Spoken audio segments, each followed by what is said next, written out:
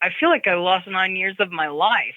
And then there was all the regret, too, of just the things that I've done to my body. The fact that I didn't have breasts anymore, and I ended up getting married, and my husband didn't know if I'd ever have breasts again.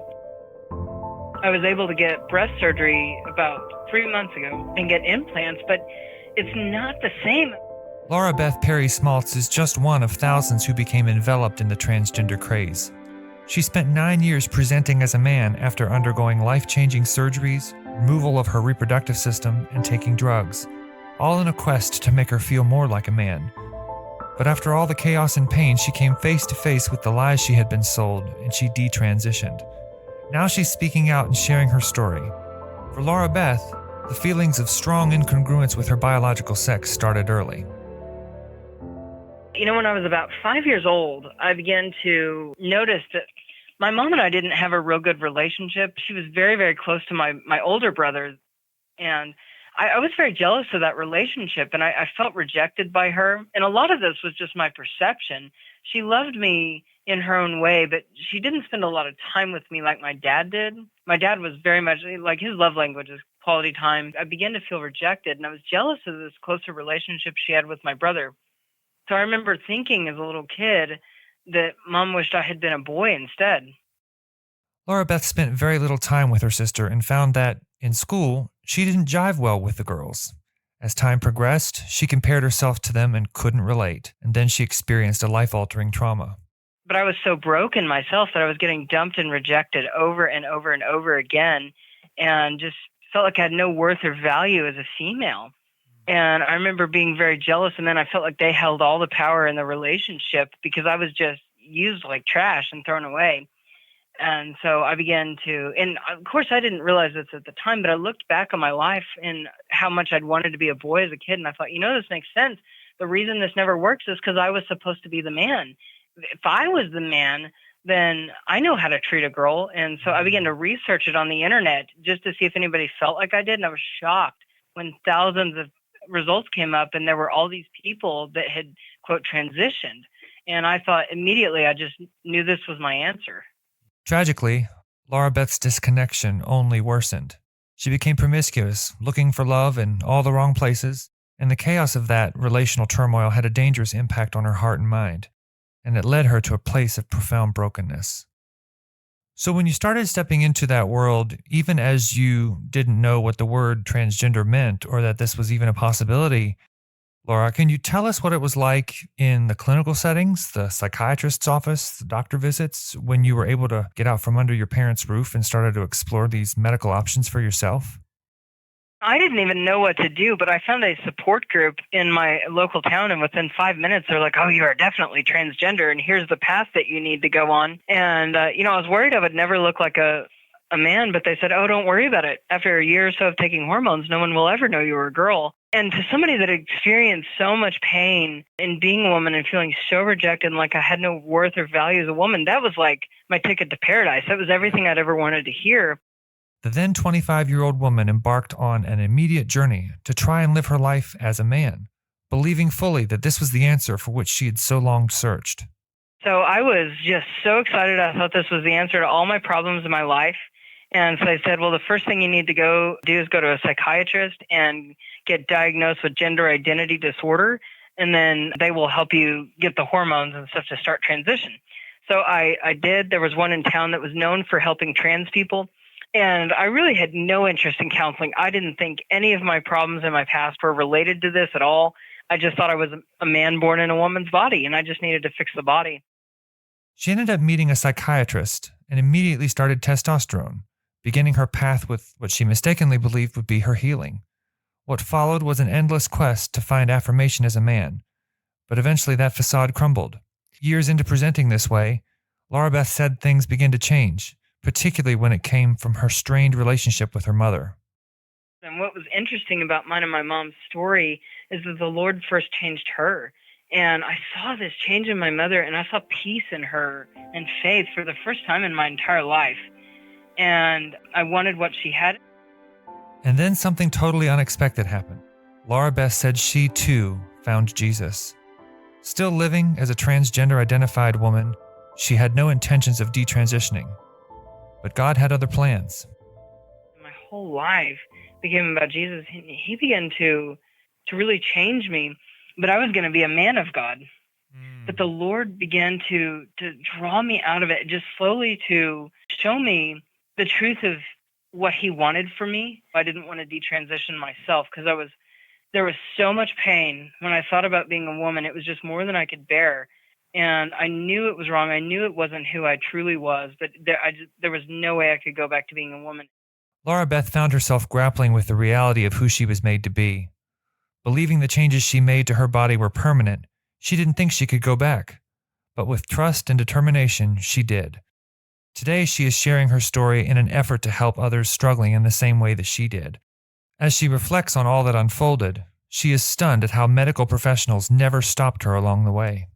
And it's so maddening when I look back, like, where are the doctors that were willing to say, hey, wait a second, this is really not good for your body? The main doctor that I was going to, she was known in town for helping trans people transition. And she had me going to, my blood levels were so bad. I had extremely high, I think it was the hematocrit levels, like my blood was too thick, in other words. Right. And she was afraid I was in danger of a stroke. But instead of telling me this wasn't good for me, she had me going to the blood bank like every month or so to do a therapeutic withdrawal where they would just take a pint of blood out of me to try to thin out the blood. I was like, why didn't anybody ever say, like, this is just really not good for you, your body? And they don't, like, they tell you the side effects, but they don't really talk about it with you. And then there are the other regrets, the parts of the transition process that were permanent and life-altering, reminders of the decisions she made during her time of duress. I feel like I lost 9 years of my life. Trans people really begin to live almost in seclusion. Like, at first they're out and they're proud and they're happy, but the more that you live that life and the more you try to become that person, and yet you're reminded every single day that you're living a lie, you start withdrawing more and more and you become less confident. And I remember when I was living in that lifestyle, at first I was so out and proud, but the longer I lived that lifestyle, I got to where I couldn't have normal conversations with people because all I could think about was, do they know? Do they believe me? And it began to torment me night and day. Fortunately, Laura Beth's life has also been transformed. She recently got married and is now a wife. Sadly, though, one of the lasting effects of her previous surgeries is that she can no longer have children.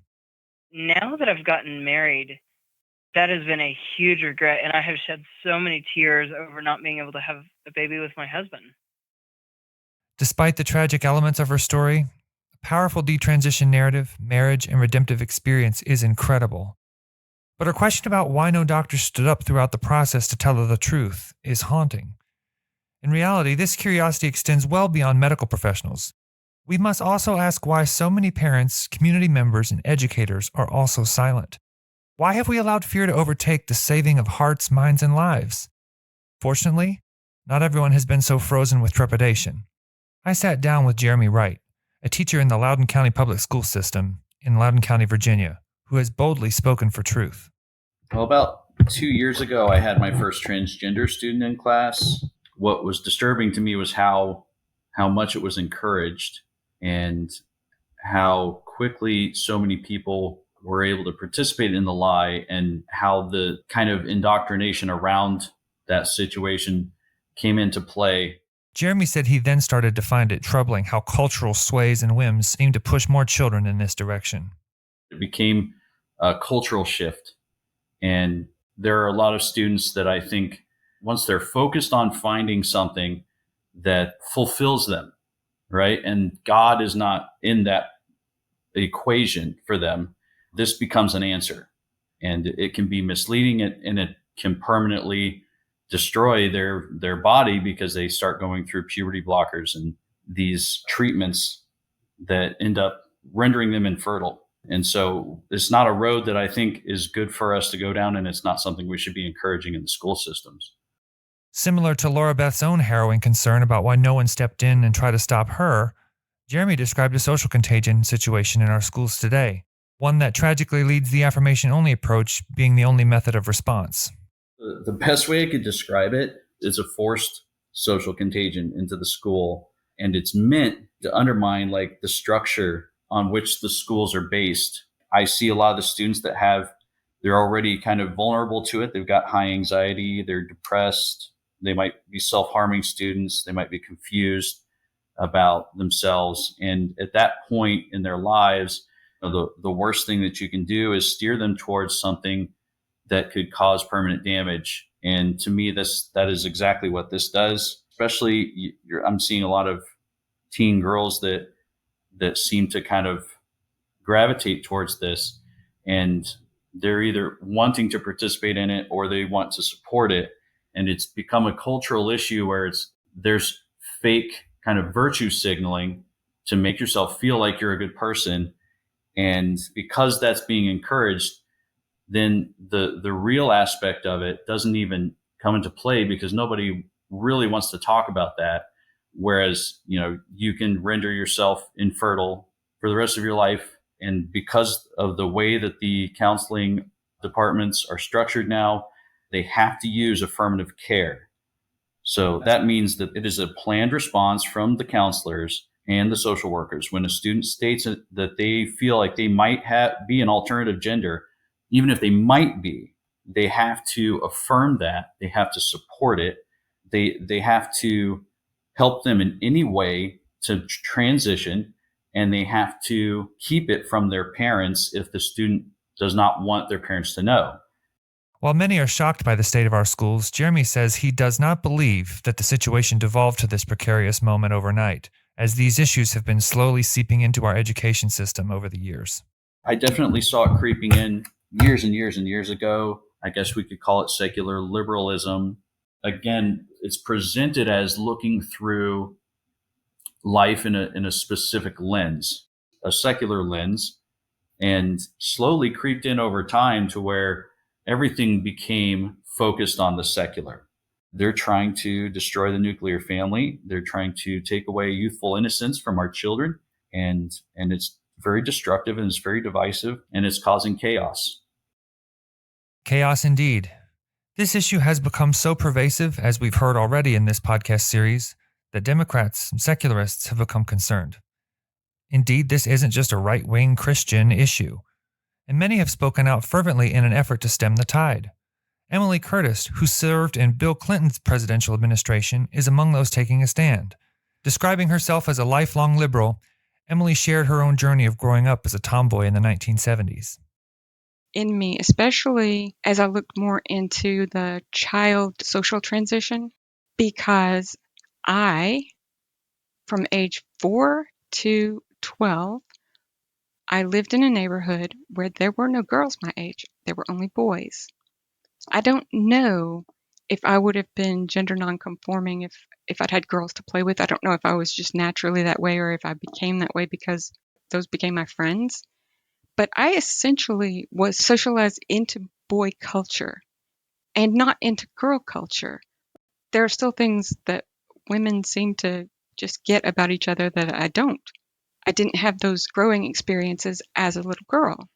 All mine were football and running and playing and outside and active. And when my mom would force me to go to like a birthday party of the girls, I'd be like, this is so boring. Why are we just sitting in the house? But I was socialized as a boy, socialized into boy culture. I never doubted that I was a girl. This is in the 1970s. I was not other than a girl. And the boys who were my friends never thought I was other than a girl. Although, and this is why it's so tricky, because after many battles, my mom wanted me to wear dresses and look like a girl, but she ended up giving up because the battle was just too, I wasn't doing it. If something had ruffles on it, I cut it off. I cut the ruffles off. Now, that would be a sign that, oh, I'm really a boy and she should transition me. Like all of those things. I didn't like girl toys because my friends were boys. We played with trucks and we built forts and we had, sand lots. That's what I did. That was what was fun to me. And that would be a sign. They would use that as an excuse to set me on the path to absolute confusion. Things today have, of course, changed. People are accepting narratives without question as children get sucked into the abyss. Many times, the assumption is that someone is gatekeeping and looking out for these kids. But as we've explored in this series, that's simply not the case. Emily said this predisposition prevails on the American left. There's a thing on the left, though, where we tend to want to trust experts. So a lot of the conversations I've had have been like, well, but, somebody is making sure this is the right thing. Somebody is evaluating this child. Somebody is making sure this is the right thing, and it's not my business. And when I do get through a little bit to say, no, nobody is making sure this is the right thing. Here, let me show you. It's like they don't want to believe it. It's like they can't wrap their minds around this. The other irony of the modern gender movement is that kids who exhibit interests that may be atypical for their sex, or they appear a little bit like the opposite sex, are suddenly pigeonholed as trans. Something that Emily said flies in the face of what many on the left have tried to do with gender historically. If the boy likes pink and he doesn't like to play with trucks and he'd rather have long hair, this is being seen as evidence, firm evidence that this is really a girl. And my friends who largely think like me are like, wait a minute, didn't we fight through all this stuff to stop the gender stereotypes? I mean, what are the gender stereotypes doing back here? We what we did is we fought for the ability for little boys to be able to play with dolls without being called bad names. And it's like we're doing that again. Only the consequences are not a frustration of being pigeonholed into roles and stereotypes that don't fit you. The consequence is a mass medical experiment to see what happens. Just see what happens when you put a girl through something approximating male puberty. Let's just see what happens. Does she have the same bone density and heart size and other masculine body characteristics as a man? Let's just see what happens. That's what they're doing, is just let's see what happens with a child's body. Emily said the current dynamic, and in particular the surgical transition of minors, has left her beside herself.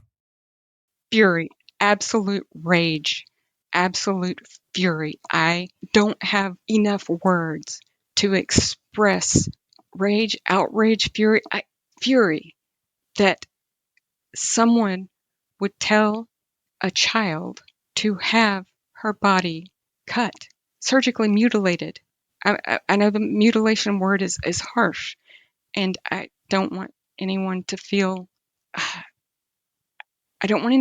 hurt by the word, but a surgeon is mutilating a child for money, knowing that that child does not have the ability to consent.